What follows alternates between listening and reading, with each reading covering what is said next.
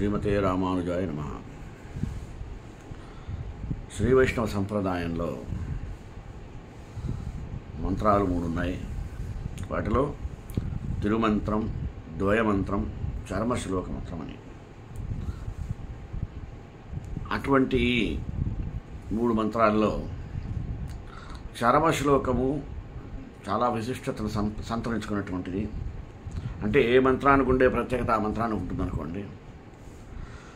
ఈ శ్రీ వైష్ణవ సిద్ధాంతంలో రామానుజాచార్యులు ప్రతిపాదించినటువంటి విశిష్టాద్వైత సిద్ధాంతం ఏం చెప్తుందంటే, భగవంతుని శరణాగతి కోరడమే మోక్షానికి సులభమైనటువంటి మార్గము. అంటే అన్యదా శరణం నాస్తి త్వమేవ శరణం మమ అని భగవంతుని కోరుకున్నట్లయితే ఆయనకి సరెండర్ అయిపోవాలి, శరణాగతి అయిపోయినట్టయితే భగవత్ అనుగ్రహం చాలా సులభం. ఇలాంటివన్నీ విశేషాలను తెలుసుకుందాం. ఈరోజు మీ ముందుకు చర్మశ్లోక విశిష్టిత అనే అంశం మీద వివరిస్తాను. మొదటగా ప్రార్థన. శ్రీశైలేశ దయాపాత్రం దీభక్త్యాది గుణార్ణవం యతీంద్ర ప్రవణం వందే రమ్యజామాతరం మునిం. విశిష్టాద్వైత సంప్రదాయంలో అతి ముఖ్యమైన మంత్రాలు 3.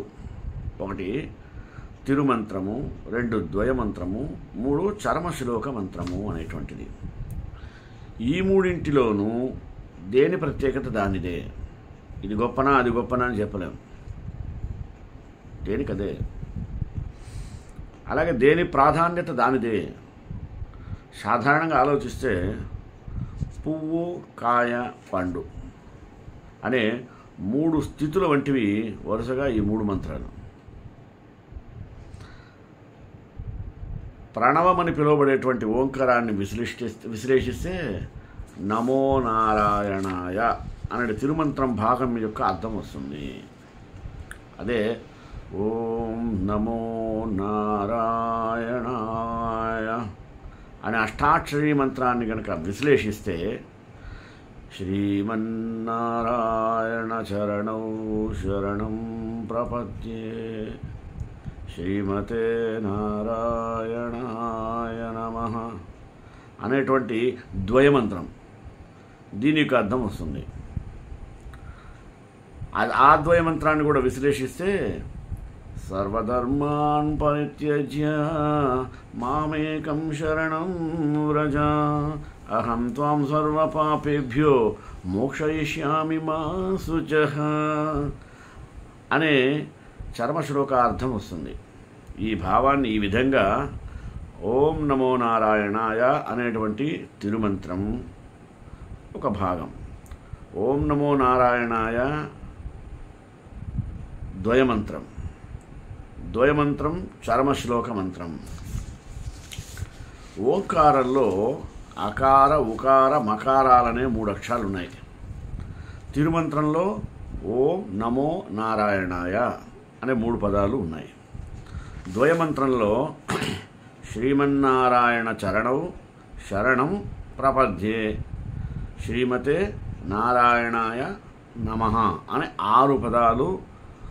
ఇక చర్మశ్లోకంలో అయితే సర్వధర్మ పరిత్యజ్య మాం ఏకం శరణం వ్రజ అహం త్వాం సర్వపాపేభ్యో మోక్షయిష్యామి మా శుచః అనడి 11 పదాలు చర్మశ్లోకంలో ఉన్నాయంటే చూడండి.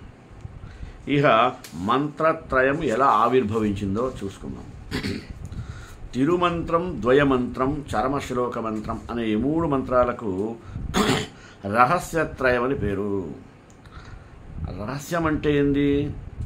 గురుముఖత ఉపదేశం పొందవలసినది అని అర్థం.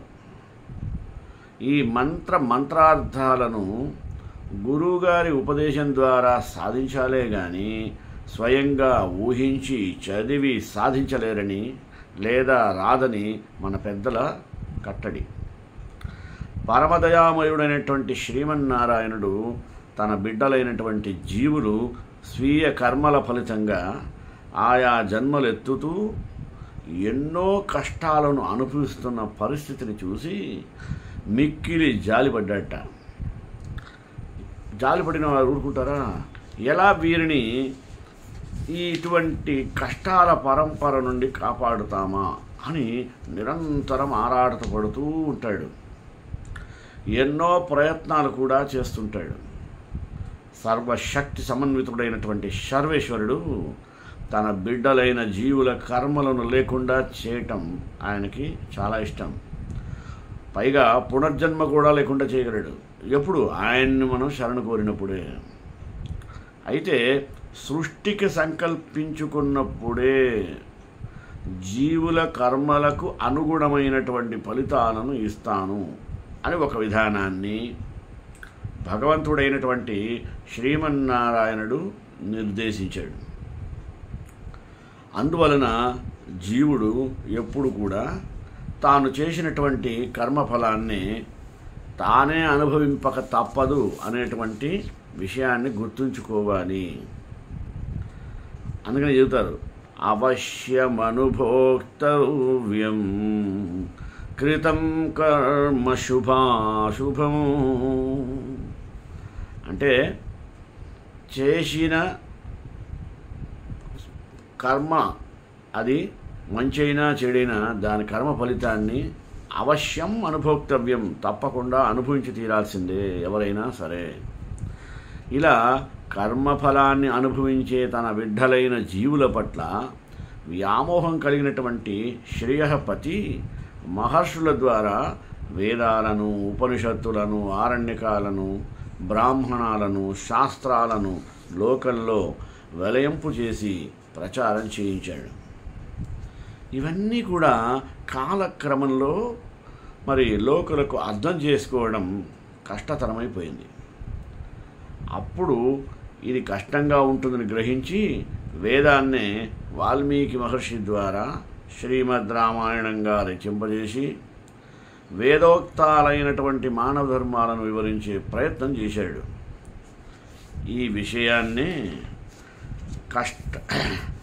వేదవేద్యే పరే పుంసి జాతే దశరథాత్మజే వేదః ప్రాచేతసాదాసీత్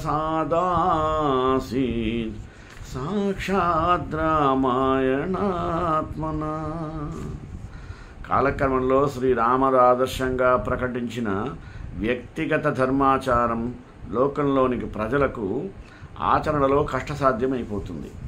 అందువలన పంచమ వేదంగా మహాభారతాన్ని వ్యాస భగవానుని ద్వారా లోకంలో వ్యాపింపజేసి అందులో 700 శ్లోకాల్లో వేద ఉపనిషత్తుల సారాన్ని భగవద్గీతగా తానే స్వయంగా అర్జునునకు తత్వం బోధించడం అనే నెపంతో సకల మానవ కోటికి అందించడం జరిగింది. అంతటితో తృప్తి చెందక జీవులకు ఏదో మేలు చేయాలనే ఆయనకుండేటువంటి తమకంతో, తపనతో, తహతహతో శ్రీ మహాభారతంలోని ఆనుశాసనిక పర్వంలో 149 అధ్యాయంలో కోధర్మ సర్వధర్మాణం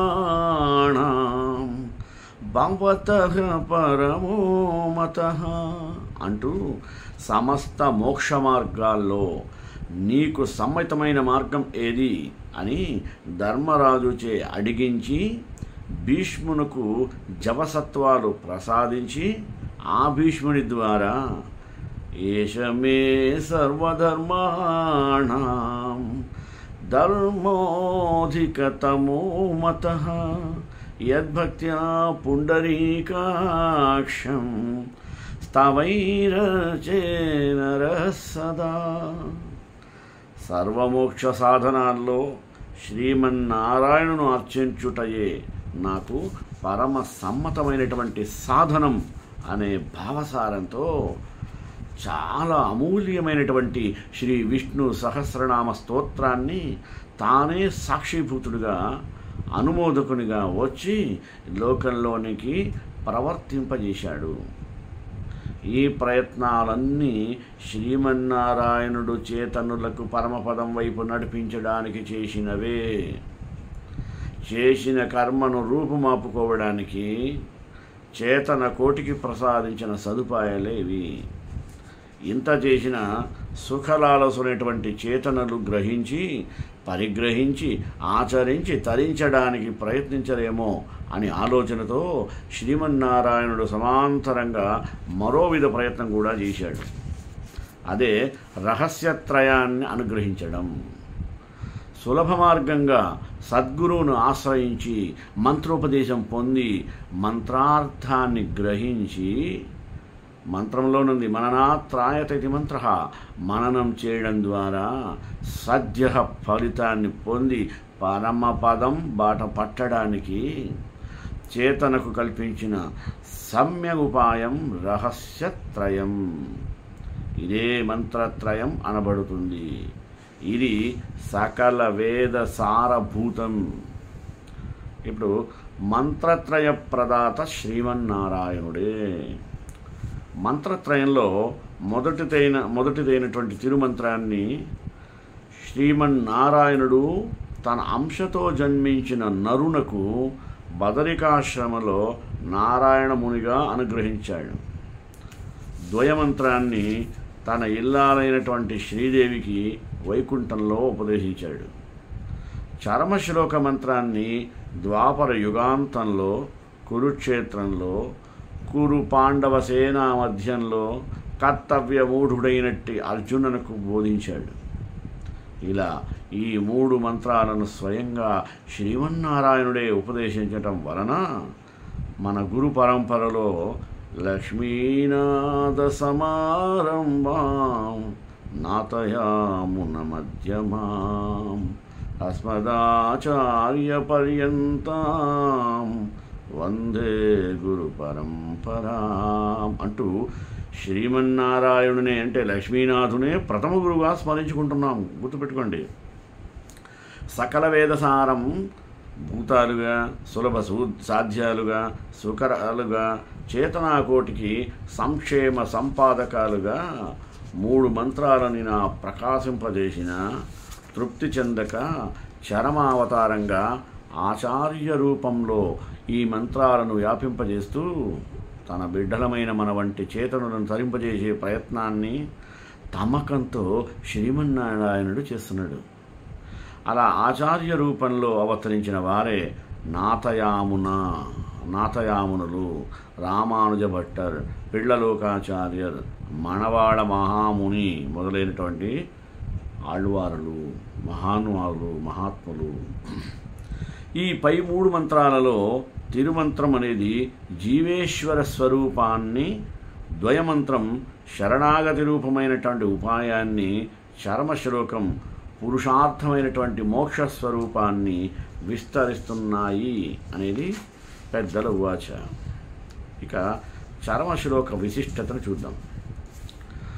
తిరుమంత్ర, ద్వయమంత్ర, చరమశ్లోక మంత్రాలనే ఈ 3 మంత్రాలు దేనికదే విశిష్టమైనప్పటికీ, దేని ప్రత్యేకత దానిదే అయినప్పటికీ పురుషార్థాలైనటువంటి ధర్మ అర్థ కామ మోక్షాలలో ఉత్తమ పురుషార్థమైన మోక్షము యొక్క స్వరూపాన్ని విశదీకరిస్తూ చేతనోపయుక్తమైంది కావడం వలన చరమశ్లోక మంత్రం విశిష్ట వైలక్షణ్యం కలిగింది అని కూడా మనం ఇలాగే చెప్పవచ్చు.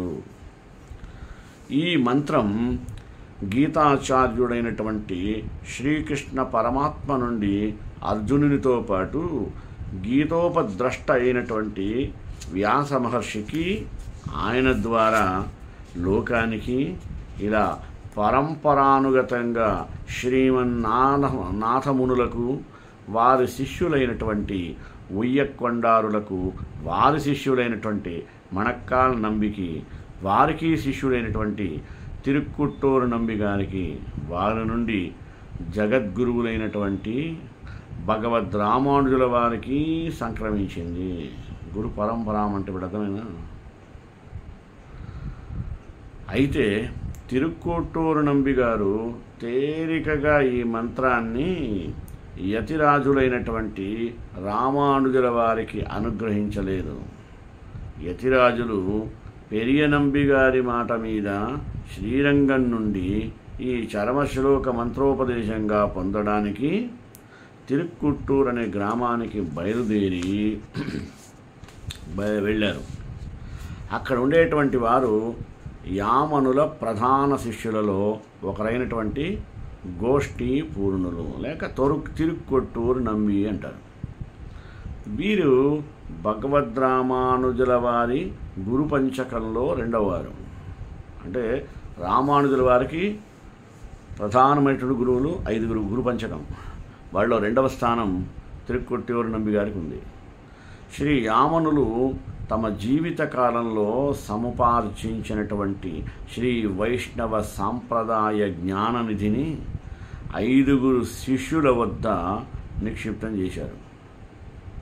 ఇలా ఇంతమంది వద్ద నిక్షిప్తం చేయడంలో గల కారణం, ఏ ఒక్కరి వద్దనో గుప్తం చేస్తే వారికి ఏదైనా ప్రమాదం సంభవిస్తే వారితో తాము చిరకాలం అనేక శ్రమల కూర్చి సేకరించిన జ్ఞాననిధి నశించిపోవచ్చును అన్నది ఆలోచన అని పెద్దల నానుడి. యతిరాజులు గోష్ఠీపూర్ణుల వారిని దర్శించి సేవించి తాము వచ్చిన పని తెలియజేయగా ఆ తిరుక్కొట్టూరు నంబిగారు వెంటనే మంత్రోపదేశం చేయడానికి ఇష్టపడక మరోమారు రమ్ము అని త్రిప్పి పంపారు. ఇలా 1 కాదు 2 సార్లు కాదు 17 పర్యాయాలు తిరస్కరిస్తూనే వస్తున్నాడు. గజ్నీ మహమ్మద్ కూడా 15, గోరీ 16, ఈయన 17 సార్లు తిరస్కరింపబడటం. అప్పటికే శ్రీరంగనాథ కృపాపాత్రుడు పరసహస్ర శిష్యులకు ఆచార్యత్వం వహిస్తున్న యతురాజుల వారిని ఇన్ని మార్లు తిప్పి పంపారు గోష్ఠీపురులు. అయినప్పటికీ గురువు మీద అలుగుతారు ఎవరైనా. ఈయన కాబోయే గురువు కాబట్టి గురుతత్వం ఎలా ఉండాలో తెలిసినాడు కాబట్టి ఏమాత్రం ఇసుమంత అసహనం కూడా ప్రకటించలేదు. చాలా ఎల్లప్పుడూ చిదానంద స్ఫూర్తితో అలా చిరునవ్వుతోనే స్వీకరించేవాడు. ఎందుకని ఆ సమయం వచ్చినప్పుడు అదే వస్తుంది కదా అనేది కర్మ సిద్ధాంతం, అది తెలుసుకోవాలి. అందుకనే అన్నిసార్లు తిప్పిస్తాడా ఆగునే పై వాడికి రికమెండ్ చేస్తాం. ఏమి అది కాదు, అది ఏం రాదు. సహనమే, ఓర్పు ఎంత ఉంటే కూర్పు అంత ఉంటుంది, అది గుర్తుపెట్టుకోవాలి. అయినా ధీరుల్ విఘ్న నిహన్యమానులగుచు ధృత్యున్నతోత్సాహులై ప్రారబ్ధార్థములు జగింపరుజిమి ప్రజ్ఞానిధుల్గావునన్ అన్నట్లు 18వ పర్యాయం కూడా రామానుజులు గోష్ఠీపూర్ణుల వారిని దర్శించుకున్నారు. ఈసారి రామానుజుల వారి మంత్ర జిజ్ఞాసను దృఢదీక్షను గుర్తించి మిక్కిలి సంతోషించి తిరుక్కొట్టూరు నంబిగారు అనేకములైనటువంటి ఆంక్షలు కూడా విధించి తమ పాదాలు పట్టించి ఎవ్వరికీ చెప్పనని ప్రమాణం చేయించి మాసోపవాసం చేయించి చివరకు చరమశ్లోక మంత్రాన్ని ప్రదానం చేసి దానితో పాటుగా తిరుమంత్రం కూడా అనుగ్రహించారు. రామానుజులంతటి వారిని ఇన్ని మారులు తిరస్కరించి త్రిప్పడం, ఎన్నో ఆంక్షలు విధించడం ఎందుకంటే ఈ చరమశ్లోక మంత్రం యొక్క అర్ధగౌరవం ప్రభావం చాలా గొప్పవి కనుకనే. అంతేకాకుండా ఆ కాలంలో ఒకరు తమ జీవిత కాలంలో పవిత్ర మంత్రాలను ఒకరికి మాత్రమే ఉపదేశించాలి అనే ఆచారం కూడా లోకంలో ప్రబలంగా వ్యాప్తిలో ఉండేది. అసమర్థుల చేతిలో, అనర్హుల చేతిలో, నిష్ఠారహితుల చేతిలో ఆయా మంత్రాల ప్రభావం దుర్వినియోగం కావచ్చుననే ఊహతో మన పూర్వుల నిషేధాన్ని విధించి ఉంటారు. కానీ విభూతిద్వయ నాయకులైనటువంటి యతిరాజులు గురువర్యులైన గోష్ఠీపూర్ణుల ఆంక్షలు అతిక్రమించడం వలన తమకు సంభవించబోయే అనర్థం కంటే సకల చేతన హితమే ప్రధానంగా భావించి బహుసంతాపాత్ ఏక సంతాపం వరం అంటే ఎంతోమంది బాధపడటం కంటే ఒక్కరు బాధపడటం మిక్కిలి మంచిది అనే సూక్తిని దృష్టిలో ఉంచుకొని ఆ తిరుక్కుట్టి నంబిగారు మంత్రోపదేశం పూర్తి కాగానే ఆ ఊరిలోనే ఉన్నటువంటి శ్రీ లక్ష్మీ నరసింహస్వామి వారి దేవాలయ గోపురంపైకి ఎక్కి, గుడి పేరు లక్ష్మీ నరసింహస్వామి వారి దేవాలయంకి ఎక్కి, పేరు పేరున వీరు వారు అనకుండా తమ భేదాలు లేకుండా మంత్రార్థాలను విరివిగా వెదజల్లారు. తండోపతండాలుగా గ్రామం నుండి జనులు తరలి వచ్చి తనివి తీర మంత్రబోధామృతాన్ని తాగి తరించారు. ఈ సంఘటన ద్వారా యతిరాజులు ఇలా సందేశాన్ని లోకానికి పంపించారు. ఒక బృహత్ కార్యాన్ని సాధించడానికి శమదమాదులు, జిజ్ఞాస, దృఢదీక్ష అనేది శిష్యునకు చాలా ముఖ్యం. ఇక 2, కోరగానే గురువు గారు ఉపదేశించలేదని విసుగు చెంది నిందించరాదు. 3, మాటిమాటికి తిప్పుతున్నారని క్రోధంతో నిరాశకు లోనై ప్రయత్నాన్ని విరమించుకోవడం మంచిది కాదు. 4, ఓర్పుతో నేర్పుతో విద్యాదానాన్ని పొందవలెను. ఈ సందర్భంలో వ్యక్తి సంక్షేమం కన్నా సమిష్టి లాభమే మిన్న అన్న సువర్ణ భావాన్ని యతిరాజులు లోకానికి చాటి చెప్పారు. వసుధైక కుటుంబ భావన కల జగద్గురువులుగా కీర్తి పొందారు. తిరుక్కొట్టియూరు తిరునాళ్లలో జనం వలె తరలి కడలి తరంగాల్లా తరలి వస్తున్నా జనం గురించి ఆ నోట ఈ నోట విన్న గోష్ఠీ పూర్ణులు తొలుత మహోగ్రులయ్యారు. పిదప రామానుజును చెప్పిన చేతనోద్ధారకమైనటువంటి సదుత్తరం విని నిరుత్తరులై సంభాళించుకొని తమ సంకుచిత చర్యకు సిగ్గుపడి పశ్చాత్తాపము చెంది రామానుజుల వారి విశాల హృదయ వైభవాన్ని శ్లాఘించి ఎంబెరుమానార్ అని అభిమానించారు. అప్పటి నుండి ఎంబెరుమానారులు అంటే ఎన్ పెరుమాన్ అంటే నాగు దేవుడు అని అర్థం. అప్పటి నుండి ఎంబెరుమానారులు అనే వ్యవహార నామము యతిరాజులకు స్థిరపడింది. యతిరాజు అంటే యతులంటూ ఆచార్యులకు రాజులాంటి వాడు రామానుజులు. ఈ సంఘటనతోనే వేదాంత తత్వజ్ఞులు, ఆధ్యాత్మ పరులు, భగవద్భక్తులు, శిష్యులు యతిరాజుల వారిని ముక్తకంఠో సత్యం సత్యం పునఃసత్యం యతిరాజో జగద్గురుః స ఏవ సర్వలోకానాం ఉద్ధర్త నాస్తి సంశయః అని కీర్తించారట. నినదించింది. నేటికి ఆ నినాద నీరాజనం శ్రీమన్నారాయణ పరాయణుల హృదయాల్లో దివ్య జ్ఞానాన్ని, ఆ జ్ఞానపు దీప్తుల్ని నింపుతూనే ఉంది. ఇలా జగద్గురువులైనటువంటి ఎంబెరుమానారుల చొరవ వలన దివ్య మంత్రార్థాలు నిగూఢంగా ఏ కొందరి హృదయ కుషాల్లోనే ఉండి పేటికాంతర్గత రత్నాల వలె అంటే పెట్టెలో దాచిపెట్టినటువంటి రత్నముల వలె. ఆ రోజులో ఈ బంగారాన్ని రత్నాలు ఇవన్నీ ఏం చేసామంటే భూషాణం అంటారు. భూషాణంలో దాచాడు. భూషాణం అంటే ఓ చక్కపెట్టే, పెద్ద చక్కపెట్టే. ఇప్పుడు కూడా చాలామంది వైశ్యాస ఇళ్లలో మాత్రం మనం చూడొచ్చు భూషాణాలు అంటారు. అది ఒక తమాషాగా ఏదో బొంగు భూషాణం మట్టి మశాణం అన్నట్టు అది తిట్టనుకుంటారు. కాదు, ఇక్కడ భూషాణం అంటే రహస్యమైనటువంటి రత్నాలను దాచిపెట్టే పెట్టే అని అర్థం. కాబట్టి ఎక్కడ భూషాణం ఉంది అంటే పోయి చూడండి, ఉంటుంది. అలా భూషాణంలో ఉన్నటువంటి రత్నాల వలె ప్రకాశానికి నోచుకోక కొడిగట్టిపోయే స్థితి నుండి ఆర్తిగల వారందరికీ చెప్పవచ్చుననే భావం ప్రబలి లోకంలోని మనలాంటి వారందరికీ అందుబాటులో వచ్చే అదృష్టం ఏర్పడింది. అందుకు మనం ధన్యులం. ఈ చర్మశ్లోక మంత్రద్వయమంత్ర యొక్క వివరణమే శ్రీమన్నారాయణ చరణౌ శరణం ప్రపద్యే అనే ద్వయమంత్రంలోని మొదటి వాక్యం యొక్క భావాన్ని సర్వధర్మాన్ పరిత్యజ్య మామేకం శరణం వ్రజ అనే చరమశ్లోక ప్రథమార్థము వివరిస్తుంది. ఇలాగే శ్రీమతే నారాయణాయ నమః అనే ద్వయమంత్రం యొక్క రెండవ వాక్యం యొక్క అర్థాన్ని అహం త్వాం సర్వపాపేభ్యో మోక్షయిష్యామి మా శుచః అనే చరమశ్లోక ద్వితీయార్థం వివరిస్తుంది.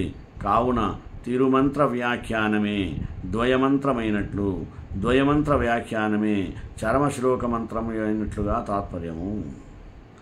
4 వేదాల సారం మహాభారతమైతే దాని సారం భగవద్గీత, గీతాసారమే చరమశ్లోకం. మోక్షార్థులకు చరమశ్లోకాన్ని మించిన మోక్షోపాయం మరొకటి లేదు. కాబట్టి ఇది చరమశ్లోకము. చరమ అంటే ఈ సందర్భంలో ఉత్తమమైనదని అర్థం చేసుకోవాలి. చరమ అంటే కర్మ జ్ఞానాది మోక్షోపాయాల కడపట, అంటే చివర ఉత్తమోత్తమ మోక్షోపాయంగా శరణాగతిని ఉపదేశించినట్టు శ్లోకమని అర్థము. ఇది విశిష్టమైనటువంటి అద్వితీయమైనటువంటి మోక్షోపాయం కావున సార్థకమైన నామం అని చెప్పాలి. చరమశ్లోక సుధానామ ఔచిత్యం అంటే సుధా అంటే అమృతమని ఉపనిషత్తు ఇలా అంటుంది. అసతో మా సద్గమయ తమసో మా జ్యోతిర్గమయ మృత్యోర్మా అమృతం గమయ. ఓం శాంతి శాంతి శాంతి. ఓ దైవమా, అసత్యం నుండి నన్ను సత్యం వైపు నడిపించుము, చీకటి నుండి వెలుగు వైపుకు నడిపించుము, మృత్యువు నుండి అమృతత్వం వైపుకు నడిపించుము అని. అలాగే ఈ చరమశ్లోక సుధ కూడా వేదాంత విద్యా జిజ్ఞాసువులైనటువంటి మోక్షువులకు పునరావృత్తి రహిత శాశ్వత వైకుంఠ ప్రాప్తి రూపమైనటువంటి అమృతత్వాన్ని సుసాధ్యం చేస్తుందనే దాంట్లో ఏమాత్రం సందేహం అవసరం లేదు. సారథ్యమర్జున సాజౌ కుర్వన్ గీతామృతం దదౌ లోకత్రయోపకారాయ తస్మై కృష్ణాత్మనే నమః. యుద్ధరంగంలో అర్జునుకు సారథ్యం చేస్తూ లోకత్రయోపకారం కోసం గీతామృతాన్ని అందించిన శ్రీకృష్ణుడు వారికి వందనం. ప్రపన్న పారిజాతాయ వేత్రతోత్రైకపాణయే జ్ఞానముద్రాయ కృష్ణాయ గీతామృతదుహే నమః. ప్రపన్నుల పాలిడి కల్పవృక్షము, కొరడా పగ్గాలు చేత ధరించి జ్ఞానముద్రతో గీతామృతాన్ని పితికిన శ్రీకృష్ణునికి నమస్కారం ఇత్యాది ప్రాస్తవిక శ్లోకాలు గీతను అమృతంగా పేర్కొనడం జరిగినది. అలాంటి భగవద్గీతానుసారమే చరమశ్లోకం.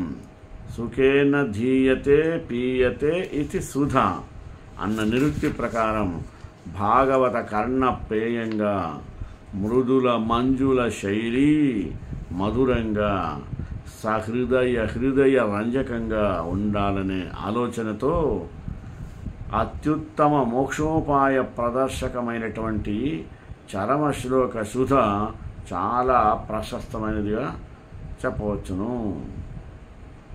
చరమశ్లోక మంత్రాన్ని అర్థాన్ని వినడానికి అనుష్ఠించడానికి ఎవరు అర్హుడు అంటే, 1 రజస్తమో గుణాల ప్రాబల్యం లేకుండా సత్వగుణం కలవాడై ఉండాలి. 2 పరమపురుషుడు పరబ్రహ్మము అయినటువంటి శ్రీమన్నారాయణుని యందు అత్యంత విశ్వాసం కలవాడై ఉండాలి. 3 శ్రీమన్నారాయణేతర విషయాలలో విముఖత కలవాడై ఉండాలి.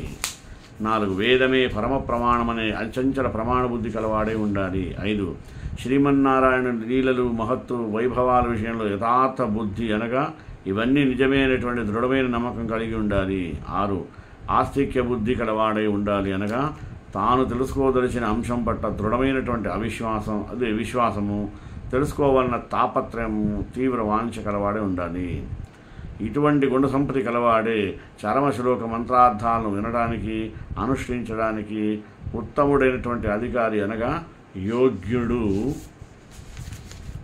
ఈ విధంగా సకలోపాయాలను సాంగంగాను వాసనతోనూ విడిచి వాత్సల్యాది కళ్యాణ గుణాలతో కూడినటువంటి భగవంతునే ఇతర సహాయం అక్కర్లేని ఉపాయంగా విశ్వసించి ఉండుము. నేను సకల విధ శక్తులతో కూడి ఉన్నవాడను, కళ్యాణ గుణములు కలవాడను.